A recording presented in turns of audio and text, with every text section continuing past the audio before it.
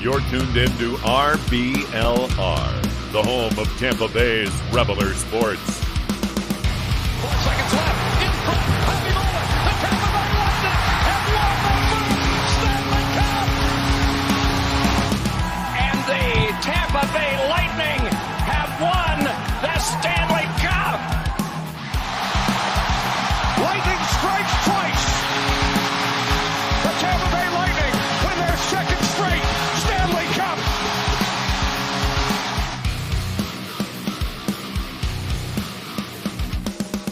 Hello everybody and welcome back to RBLR Lightning. As always, my name is Jake Ricker. Alongside me is Joe and Carl and Alexa Carlton joining us today. Guys, welcome back to the show. Thank you to everybody who's tuning in with us live today. We got another live episode for you guys. If you have any comments throughout the show, make sure to drop them down below. Definitely be talking about it. But first and foremost, guys, how you doing today? You know, it's another week with a little bit more news to be able to bring, but I'm looking forward to the players that we have for this particular grade. Sorry that Matt's not going to be able to make it for this one, but glad to have Alexa on board. How you doing? I'm great. Summer's going well. I had to turn my hockey brain back on because it kind of went to sleep mode for a little bit there. So I kind of refreshed on the stats and everything before this episode. Looking forward to talking about these players and happy to be back on the pod. Vasilevskiy, Paul, and Dumba are the players we're going to be grading today. So a lot to talk about between those three players. And as Joe mentioned, we do have a little bit of news to get to quickly here. The Lightning made a signing today. No, it wasn't Steven Stamkos yet. We're still waiting on that one, hopefully very soon with free agency approaching fast. But the Lightning did sign Gabriel Fortier to a 1-year, 2-way contract. It's a very minor signing. Fortier got a guy that's going to be playing in the AHL again. When he could make it up to the NHL, who knows? Probably some more time there. But always nice to have that depth. Just another signing there of a potential guy that could make an impact on the Lightning one day, as we've seen so many guys do coming from the Syracuse Crunch.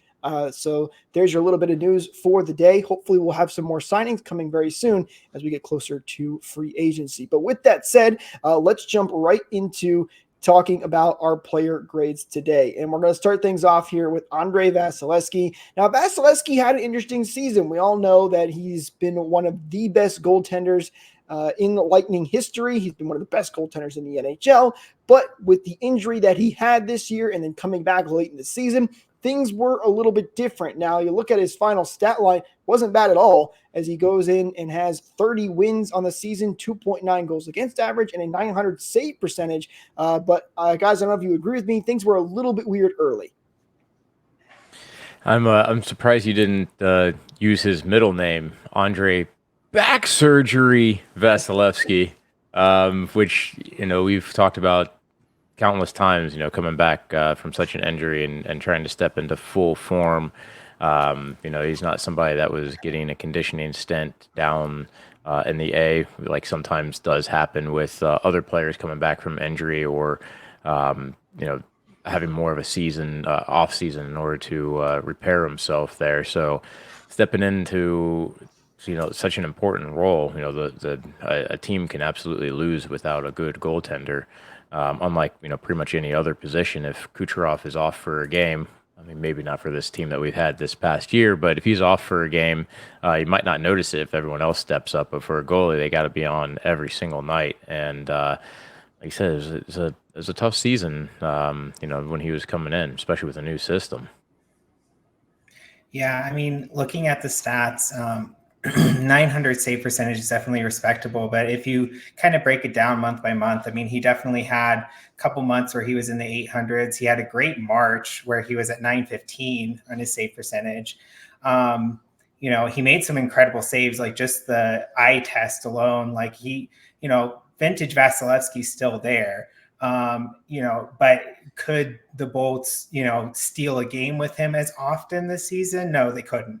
That's not entirely on him, other than to say he was recovering from back surgery, but coming in halfway through the season and doing as well as he did, especially in March, I think that he put in a pretty good performance on the season. I'd say that the whole team in March really showed up, and unfortunately it kind of gave us a little bit of false hope for what could be a deeper playoff run. Everyone was playing really well in March, and then April came around, and it was almost as if just by virtue of making the playoffs, they kind of shut down for the season. But yeah, he did definitely play well for those games during that month for sure. And by the way, for anyone who may be new here and wondering what Joe was talking about, joking about the back surgery thing, I tend to mention that a lot when it comes to Andre Vasilevskiy because he did come off a back surgery and he still played amazing, which you have to give him credit for. By the way, highly recommend hit that subscribe button, by the way, so you don't miss out on these great jokes that we make all the time on this podcast. I was gonna say, I think we need a drop. Eureka's gonna have to find one of the original clips where you're really emphatic about the back surgery, and just anytime we mention Vasilevskiy, just kind of he's got the dings queued up for the fantasy sports mentions. I did bring it up a lot, but I thought it was important. Hey, but he definitely did have a tough time coming back from that. I was messing around with NHL Edge today, which is the NHL's new advanced analytics system. Still very early stages. There's a lot to be desired on that site. But one thing I noticed is his mid-range save percentage, which I don't quite know what exactly that means, where the mid-range and high danger changes there, but mid-range save percentage this year was 871, which was a big difference from last year, according to NHL Edge, where his mid-range save percentage was 907. So kind of a big drop off there. And I totally understand that, because if you look, I think that's where where he struggled, or some of those shots where you expected him to make that save every time before, and he wasn't quite doing it this year, which I guess I would more than likely attribute to either A, he did come off back surgery, or B, listen, the Lightning's defense just wasn't that great this year. And we mentioned that with Johansson. Has to be said for Vasilevskiy too. Yeah, I mean, you say that he didn't really steal us games like he has a tendency to do in the past, where even when the Lightning aren't playing very well, he'll give them a shutout that they probably don't deserve, and just by putting one up on the board, Lightning will get a win. Didn't really see much of that this past season. If we're going to look at the numbers, statistically, it was the worst season he's ever had. He had the highest goal against average that he's ever had. I pulled up the stats specifically for the goals against average. He was at 2.9, which put him. Let's see, just resorting my list here. It put him in like 20 something. I think it was in the league. For for goalies that had more than 10 starts. So he's 20th. 20th in the league for that. If you look at save percentage, I think he was way down there, like in the. See, I can't even see him on this list where he's at. He's definitely in the bottom tier of goalies. Because he has an even 900 save percentage, by far his worst that he's ever had in his career. So it was, not his best performance, but then also, changing structure in front of him, it just made for his stats to look, even worse. I think it's a big question would be, is he going to bounce back next year? And I think that, again, kind of looking at the big picture and sort of breaking it down, like I said, vintage Vasilevsky's still there. I think he can come back. Maybe he won't have, a 925 save percentage like he did a few years ago.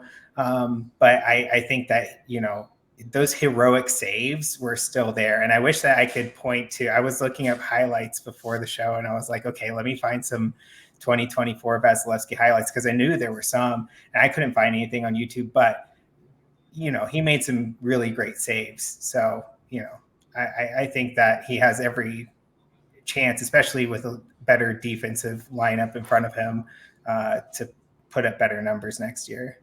Yeah, and I mean, unfortunately, I thought this was going to be a year that he did bounce back, because we were talking about his exit interview at the end of last season and how he recognized that he was probably playing a little bit too much and needed to do a little bit of more maintenance on his body. He was fighting some ailments towards the end of the 22-23 season. So I was really hopeful that wasn't going to be an issue this season. but unfortunately, he starts off the season with an injury, not even able to really get into true form to start. So maybe that is something that we'll see for 24-25, where you'll see him actually bounce back, especially from that 22-23 season that he had, and through body maintenance and just working through the off season, we'll get more of what we expect out of like a more vintage Vasilevskiy. Yeah, he well, played a anytime lot you of miss games out, this season too. Sorry, Jake. no, go Yeah, ahead. he played like 52 games this season. So given that he missed half the season, that's a lot. Well, in true Vasilevskiy fashion, he came back and was like, nah, I'm not going to take it easy. I'm going full force. It's like he always seems to do. Joe, you mentioned this was his worst year statistically, by the way. He's never had a season under with a 900 save percentage or a goals against average above 3. I mean, that's really impressive for as long as he's played. Like, we're talking about this is his worst year statistically, and he was still really good for the most part. His expectations on him are just so high, and that's what I think is so impressive about Andre Vasilevskiy.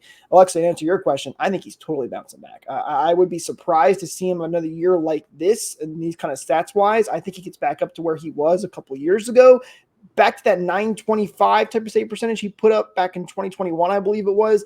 Maybe not that high, but I definitely expect Vasilevskiy to bounce back. Let's get to the grades on what we think for Andre Vasilevskiy here. We do have a comment from Beverly as well, who gave Vasy a B between the new system and no defense this season. In surgery, I think he lost his confidence, needs to work on mental end of it, but with back, I think he'll be much better. Totally agree with that, Beverly. I think that's a very fair assessment. I'll kick us off on the grades, though. I'm still giving Vasilevskiy an A minus. I think for what he. Oh, come on, Joe. I see you laughing over this. I didn't expect it. At the end of the day, I think Vasilevskiy did everything that he could have done coming off back surgery, and he still played extremely well with a tough defense in front of him. I just think it looks a lot worse on paper just because his expectations are so high. I have a hard time giving him a much lower grade than that. I do now. Listen, I'm going A minus. Okay, listen. So it's not like amazing. There was definitely some things he struggled with, but that's where I'm at for Vasilevskiy. You want to go? Sure. Yeah. Beverly took the words out of my mouth. B is my grade for Vasilevskiy. I think that. I don't think that you can discount the fact that this is basically his worst year on paper. But that being said, that taken into account, he still played very well when it counted in multiple instances throughout the season. I think B is a fair grade for him. I mean, it seems kind of low because, normally I wouldn't ever give him anything less than an A, I think, looking back at past seasons, but to me, that feels fair. All right, here comes Debbie Downer. I'm going to give him a solid C. And I know that some certain things were outside of his control, but this was the worst season he's ever had. So some of the defense didn't play their best. He also didn't make those saves that you don't expect him to make, like we've seen in the past, right? I expect significantly more out of him, and I think he's got a lot more to give. And I just kind of feel like if you give him an A performance for this, what are you going to grade him at if he has an outstanding year and is like number one with all of his statistics? An A plus. that's where I end up. I'm surprised he went that. It's an average season. It's an average season for an average. He played like an average goalie. I don't know. And you know what? The stats don't even support me saying that. He technically was a below average goalie for the league.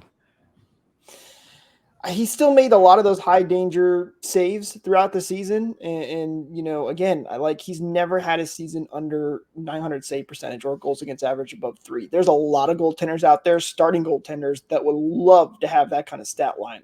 I know they were not as good, but listen, if you think A is too high for him, that's probably really fair. I went a little high on that grade, but I definitely can't go below a B for him this year. There's a lot of goalies out there that would love to have his athleticism, his legs, the flexibility he has, the reach and power he has, but they weren't given those sort of gifts. And I know that a back injury is a pretty big thing, especially when you're talking about your legs too, because it's the way it's all connected. I know, like I said a long time ago, I had the exact same surgery that he did, and I still have to be careful with my legs where, especially my hamstrings, that it'll tighten everything up. And I'm sure that he was battling that too throughout the season that we probably didn't know about, but still it just came out kind of average. Well, we'd love to hear from everybody as well what you guys think about player grades. What would you give Vasilevskiy? We had 3 different spots on this one. I went the A, Alexa went with the B, Joe went with the C. So, hey, you know what? It kind of averages out to a B. So maybe Alexa was on target with that between me and Joe. But love to hear what our viewers have to think as well about Vasilevskiy. I think he'll bounce back, though. Hopefully he will bounce back and get the Lightning back to where we all know that they can be. All right, next player that we're going to talk about today is none other than Nick Paul. Now, Paul, who came over on a surprising trade when the Lightning traded with the Senators and sent over Matthew Joseph in exchange for Nick Paul. He really came into Lightning fans' hearts quickly. He was a big-time playoff goal scorer with those huge goals against Toronto. This year, another interesting year. He finishes with 24 goals, 22 assists for a total of 46 points. He was a minus 16, which isn't great, but as we said on every player grade episode, this was a weird year for the Lightning defensively, and just about every guy had a really low plus-minus category. And Paul was really big on the power play for the Lightning early in the season. Guys, what do you think about Nick Paul this year? I'd like to start. I love Nick Paul, as you all know, so much. And this is his best season in the NHL that he's had.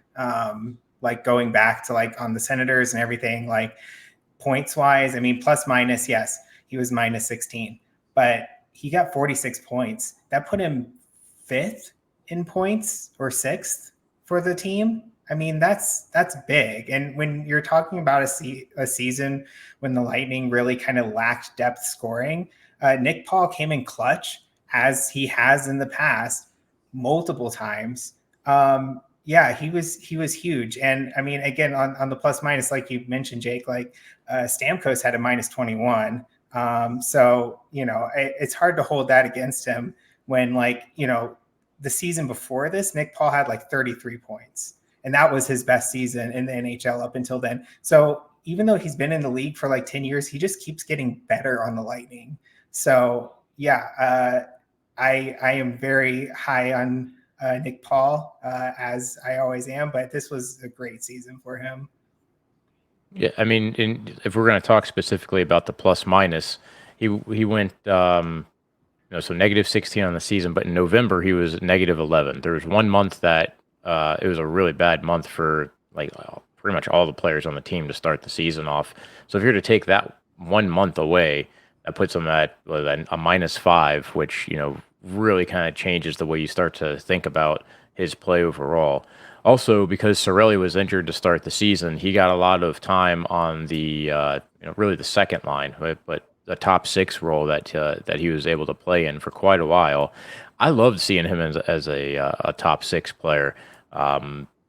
It seemed like once Cirelli came back, the productivity out of Nick Paul went down significantly, and I don't think that's really a coincidence. I think that's really because Paul was put on a bottom 6 role at that point. In December, in 14 games played, he had 10 points. In October, 9 games played, he had 7 points. I mean, he was putting up numbers, quite a bit, to the point that trying to think of who it was. I think it was Esposito said that he saw him at a dinner or something, said, complimented him and said how much he loves seeing him just shoot the puck. For some reason, that kind of ended up being the death of his consistent goal scoring, unfortunately, because he really didn't get as many chances. You can see him jump across the slot all of a sudden on players unexpectedly, and then he pops one, top corner, or a shot from further out that just has a velocity that beats the goalie. And then it started to trickle off a little bit later in the season. But I think that was also, again, because he wasn't getting the minutes up off the big guys. And I think that he's really close to his best season so far in his career, and I think he's really close to, possibly continuing to improve and being able to be, staying up in a top 6 role, which would be tremendous for the Bolts. That'd be so helpful if we can get a big body like that, producing just a little bit more. I mean, listen, 46 points, that's really impressive for Nick Paul. And if he can continue to improve like he has every year, that's going to be great. He's definitely been really good ever since coming over to the Lightning. I think that's helped him out a lot. He was playing with the Ottawa Senators for a long time. And while the Senators have a bright outlook right now, they are definitely not as good a team against the Lightning. Joe, you mentioned that he shot the puck a lot. His shooting percentage was actually really good this year. According to NHL Edge, his shooting percentage was 15.7%. The league average was 10, which puts him in the Really 91st percentile. So, yeah, that was really, really good stuff by him when he shot the puck. I think you're right, too. When Cirelli came back, that definitely changed things for Nick Paul. And his production probably could have been even higher if he kept at the rate he was scoring very early on the season. But still, really, really good stuff from him. And you almost worry a little bit that, he's going so high right now. When he does kind of come back down to earth a little bit more, is it going to feel a little bit more disappointing just because he's been that good and continue to improve each and every year? I'd say I don't think he's hit his ceiling. I really don't. I think that there's a lot that we can. I think there's a lot more that we can expect out of him. He's going to continue to improve at this point. I mean, he's 29 years old, so from the age side, he's pretty much at the peak that he's going to be physically, but his game's just getting better and better, I think. And if he continues to work and put in that effort, that we can see next season he puts up even more points than he did this one. And I'm confident that the plus minus will improve on its own just by default. Even worst case scenario, if he doesn't score as many points, he's still such a just physical presence on the ice that, even if he was like, okay, he's having a 30-point season, like he still makes an impact just by being on the ice. I mean, I think he even had a fight or two this last season. So, I mean, not that he's exactly a rat or anything, but he's, he's there. Like you can't ignore him. So, he's always contributed, and I think he will continue to contribute, regardless if his shooting drops off or not. But I agree. I don't think his shooting is going to drop off because I think we've just seen like he's just continuing to get better. And I kind of expect him to improve even further next season. Yeah, I love that. A physical presence in a top 6 is a big thing. There's no question that if he's able to continue to improve even from where he is right now and really enter that top 6 role like you were mentioning, Joe, that's huge for the Lightning, especially after they've lost so many top guys because of the cap, and especially in a situation too where we don't know how many forwards are coming back right now. We're still waiting on guys like Stamkos, so that would definitely help out the Lightning if he continue to improve and play a higher and higher role. Alexa, I'll let you kick off the grades. I know Nick Paul's your guy, so what are you giving to him? So I'm going to give him an A-. I think, again, I like to be fair. So I think that he did quiet down a little bit in sort of the midpoint of the season in terms of his offensive production. But, everything I said still stands. He's such an asset, and I'm excited for him to be on the team going forward. And I hope to give him an A or an A+ next season. Yeah, I'm not far off from that. I'm gonna go with the B+. It's unfortunate that he, did drop down to the bottom 6 when Cirelli came back. Kind of have to make yourself an undeniable force where you don't give coach the option. And he was right there, just didn't quite pull it off where he could stay in the top line the whole time. But I thought it was a tremendous season from him, especially given everything else to consider with the way the team went. So B-. Or B+ rather. I'm sorry, B+. I was going to say, I was like, wait a minute, did we just dock him right there live? Oh no! But Beverly agrees with you. By the way, she went with the B+ for Paul as well. Really good season. Really good with the media in the room. Still think he's got a lot more to give. Beverly, thank you so much for continuing to comment. Really appreciate it. Enjoy talking about it. I think it's listen, no question about it. We all agree it's a really solid year for Nick Paul. But I'm going to stick with my going with the highest grade here for the Lightning players because I'm just a little bit of a biased fan. I'm going with an A for Nick Paul. He had a career year, especially on the stat sheet. I think he had a great season, and if he can continue to improve, heck, even better. But for what it is right now, he was fantastic. So I'm going with a solid A for Nick Paul. I thought he was just that good. No question for me. So I think the average consensus, though, around a B plus. So hey, not too shabby there for Nick Paul. Really good season from him, and we'll see where he goes next year. All right, next player we got up next is Matt Dumba. Now Dumba, another interest. We've had a lot of interesting players where they've kind of had these weird seasons and starts and finishes. Dumba obviously not with the Lightning early on. He was acquired at the trade deadline late in the year. Dumba with the Lightning, 18 games played. He had 2 assists for 2 points and was a -5. I was pretty happy with Dumba, I got to say. I know he's not the best defenseman out there on the market. Sometimes people give him a hard time for his defensive statistics wise. But for coming over to the Lightning, and I thought he helped out a lot because listen, the Lightning needed defensive help. Was it perfect every single night? No, there were definitely some times where you're wondering what the heck is Dumba doing. But for the most part, coming over late in the season, and the Lightning really needed defensive help, I thought he helped. If he was on the Lightning, 2 years ago, I don't think I'm near as happy with his performance. But for the situation specifically this year, I thought he did do well. Yeah, it's a hard one to judge, especially given that he's coming into a system that was going to be relatively foreign to him. He had to make some adjustments. You could see quite a bit that how he was struggling with it at times, especially early on. His play was a lot more visceral, which is what you expect for a guy coming in and trying to figure out how to play with his teammates.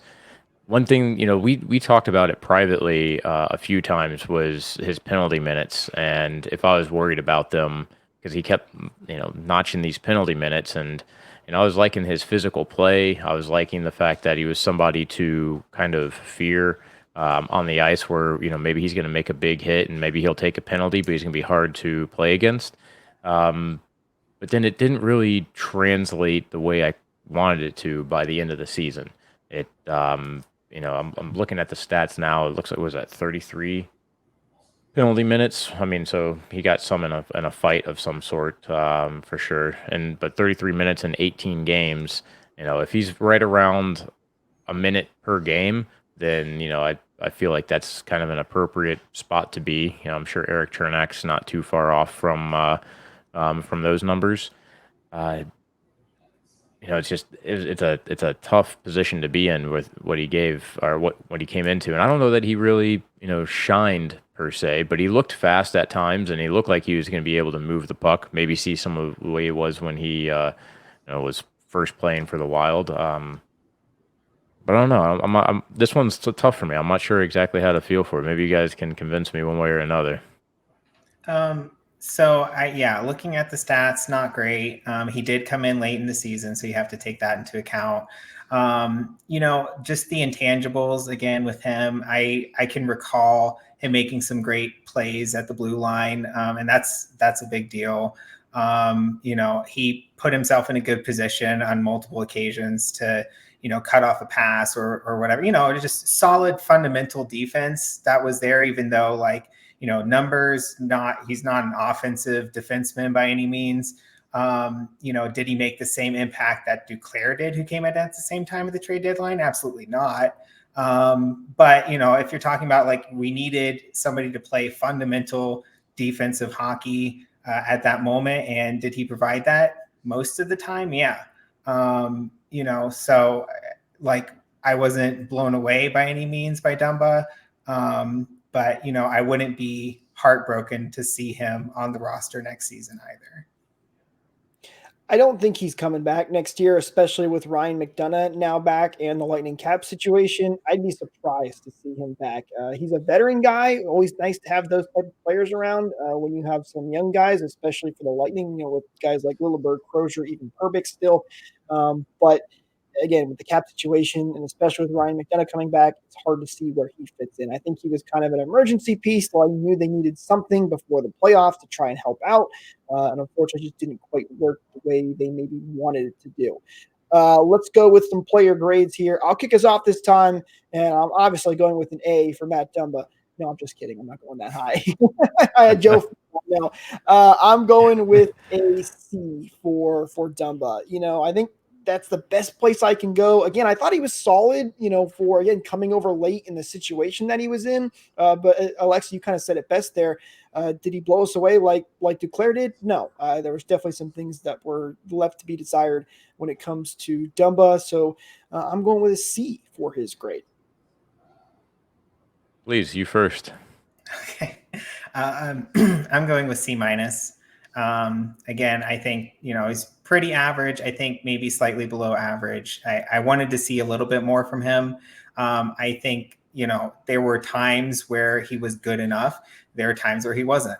So, I kind of wavered between D plus and C minus. I felt D plus was a little too harsh. But, yeah, that's where I am, C minus.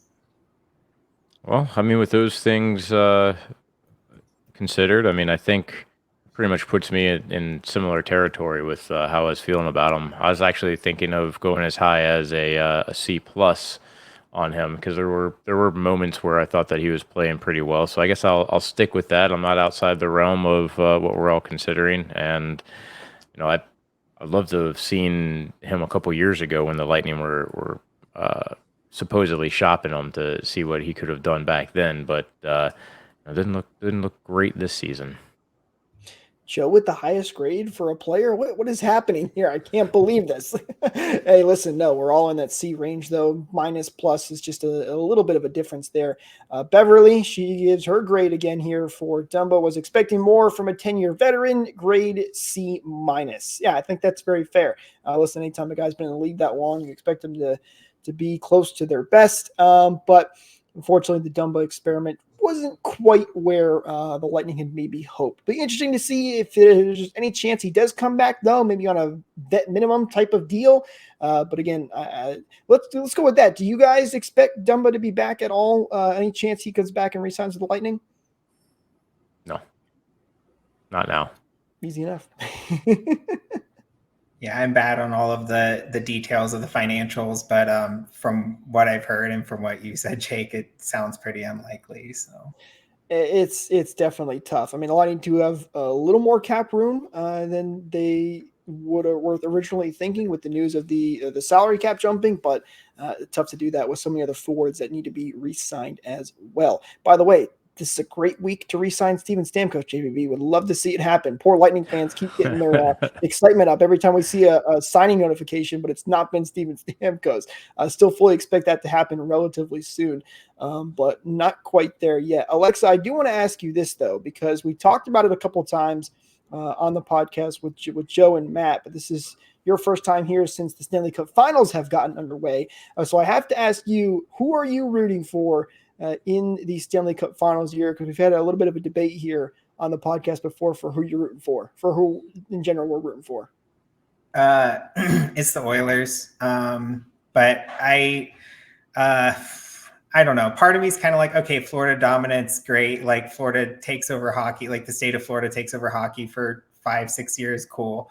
But on the other hand, I don't know. I don't like the Panthers. I just don't. And I like Canada, like as a concept, so I like the idea of Canada, a Canadian team winning the cup, even if it's the Oilers, would probably be my last choice for a Canadian team to win the cup. But yeah, it's the Oilers. I don't think it's going to happen. The reverse sweep, I don't know. I had hope for the reverse sweep for the Bolts, but I don't know if I have the same hope for the Oilers. So, yeah, anytime you're down 3-0, I mean, that's really hard to do. But hey, they did their best when they scored 8 goals. I mean, I don't know where that was the last 3 games, but they finally did show up in Game 4, and at least it extended their series. But I say they broke Bob on that one. But with that performance, I am definitely reminded of Kucherov's comments in his presser after beating the Canadiens that the one game that they won, that was their Stanley Cup. And I can't help but feel, as they were winning that game, that just kept resonating in my head, that them winning that one game at home, that was their Stanley Cup celebration. And now tomorrow night, the Panthers are going to hoist it high. Yeah, wouldn't be surprised. Alexa, by the way, the debate. I'm very anti-Florida, so I'm cheering for Edmonton. My least favorite team, by the way, from Canada to win it would definitely be Toronto. I wouldn't want to see them win it just because they're our rival. But hey, at the end of the day, nothing we can do about it. Just enjoy watching some Stanley Cup final hockey. Is all you can really do. But one last thing quickly before we wrap up here, I think is an interesting thing to talk about with Stanley Cup finals. Joe, you mentioned Bobrovsky and did not have his great game with Edmonton in Game 4. Does that hurt him in the Conn Smythe voting? Any interesting takes there? Because I think it does a little bit. I don't know who the heck would get it for Florida if they win it on Tuesday, but maybe a little bit tougher argument for Bobrovsky now. I mean, you gotta figure that it's Barkov's got to be in the talk. He's not putting up points, but he's shutting down guys like McDavid, and he's doing it pretty well. I don't, it's hard to think that one performance would completely take you out of the running, but it's also pretty rare for a goalie to get it anyway. So who knows? Who knows? Maybe if he gets a shutout to end it, that'll put him back up there again. But I think it's probably gonna be Barkov. Alexa, any thoughts on who could win that Conn Smythe trophy? Have you been watching any of the Stanley Cup final games? I haven't. Very little. Yeah, pretty much not at all. I kind of stopped watching around the conference finals once the Avs were out, and I don't know. It's just there hasn't been much there for me this season and last season. Just the finals. I just haven't had anybody to root for. So totally understandable. Hey, maybe JBB is just waiting for somebody to win this Stanley Cup so he can steal the news cycle by re-signing Steven Stamkos. How funny would that be? I would be entertained by that. That's funny. All right, guys, that's going to do it for us in this episode. Thank you so much, as always, for tuning in. To all of our live viewers, thank you for hanging out with us today. Thank you for commenting as well. If you want to be notified when we do go live for these episodes, don't forget to follow us on social media at RBLR Lightning or at RBLR Sports. If you're new here, we hope you enjoyed the show. If you're returning, thank you for coming back, as always, and hit that like and subscribe button. Why not? It's free anyway. So we'll talk to you guys next time. It's a great week to sign Steven Stamkos, and go Bolts.